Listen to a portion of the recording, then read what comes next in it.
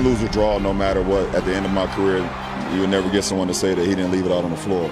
And wins and losses and ties, that happens throughout the course of life. It's just how you pick yourself up. The difference between me and a lot of other people, I'm true to who I am, but I know how much I put into the game, and nobody can ever take that away from me. I just want to point out that I found Ronaldo's shorts. I do want you to hang out somewhere in the Caribbean, but I thought it was in a cave. Yeah, well, a decision cave, if you will. So, of course, he had until midnight to make a decision on whether he was going to opt into his final year in Cleveland. He decided that he was not going to do that, meaning that he'll become a free agent at midnight, when the clock strikes midnight. And as Nicole just said, Brian Windhorst says that he's somewhere in the Caribbean, and he's hanging out with his friends in the decision cave. A decision cave. Dun, dun, dun. Which I imagine looks something like a multi-million-dollar mansion on the beach, but whatever. Adrian Wojnarowski is with us now. The Cavs do have an opportunity to get a jump on some talks with LeBron. How much communication is happening between LeBron's camp and the decision cave and the Cavs? Well, his agent, Rich Paul, has been in communication with Kobe Altman, their GM, their owner, Dan Gilbert, but LeBron himself has not. And that's been very consistent since the end of the season, through the draft, and then into free agency. And the Cavs would love to talk to LeBron about, some trades they would have liked to have talked to him about, free agency, clearing some cap space to get at some players in July. But they have not been able to do that. He's been consistent with that since the season's ended, that he was not going to be to have those conversations with him. And it makes it more difficult for Cleveland to try to plan a future with him. The word I've heard used around that Cavs front office is paralysis, that they can't do anything without knowing where he stands with them. But they've had a pretty clear message really since last summer. He's not pushing them to do anything or giving them any directives. They have to proceed in Cleveland as though he's not going to be there, because they can't count on a commitment from him. That doesn't mean they've given up on it, but they've got to build out their future from the draft and everything else now, with the idea that it may not include him. It seems so weird, because if you want to stay in Cleveland, one would think you'd want to be involved in the future. I've heard several times from you guys, Wendy, you've said it, LeBron doesn't ideally want to be the first one in the door out in LA. Having Kawhi already in place would sort of be a deal, I guess, stealer. So where are the talks between the Spurs and the Lakers right now? Not very far along with the Lakers, with the Celtics, with Philadelphia. The Spurs have a really high threshold right now of what they would want in a trade for Kawhi Leonard. No one has come close to meeting it yet. Now, what you hope for and what you will eventually accept sometimes become two different things. But right now, the Spurs don't have a trade with the Lakers or anyone else imminent. What does your night look like at midnight in free agency? I mean, we've seen Schefter during the NFL when it opens up and he's got 37 cell phones and what do you, because you're always very calm and cool and collected, Woj, but at some point do you pull your hair out and scream? What does it look like for you?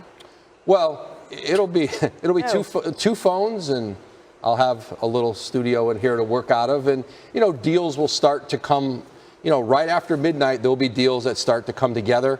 And hopefully we'll be able to report him. And you'll be posted up on Scott Van Pelt. He does have a special episode tonight at midnight, so we'll pull you out of the Woj dungeon.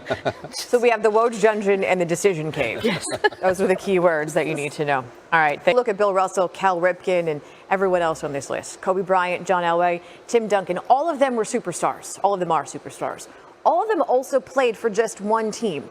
It's not for everyone. Wilt Chamberlain, Shaq, Ricky Henderson, and LeBron, they've all moved around.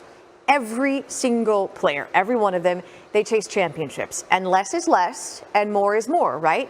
Or is there such a thing as playing for too many teams? Here's Keith Olbermann. A quick from-the-gut question for you and for LeBron. Don't think, just answer. Who was better, Bill Russell What a play by Bill Russell! or Wilt Chamberlain? Here's Chamberlain. Two more questions for you and LeBron. With which team is Bill eternally linked? Well, that's easy, the Celtics. But with which team is Wilt eternally linked? The Lakers? The Sixers? The San Francisco Warriors? The Philly Warriors? The San Diego Conquistadors? In the imaginary, precise rankings of the greatest of all time, the answers to these questions may be connected, and for LeBron, maybe they should be connected. Today, Chamberlain and Russell are thought of, roughly, as equals. Slam's list this May of the top 100, Bill 7th, Wilt 8th. The latest ESPN list, 2016, Wilt 5th, Bill 7th. A Fox list last December, Bill 7th, Wilt 8th. SI, Wilt 3rd, Bill 8th. Set rings aside for a moment. Neither man won his rings by himself.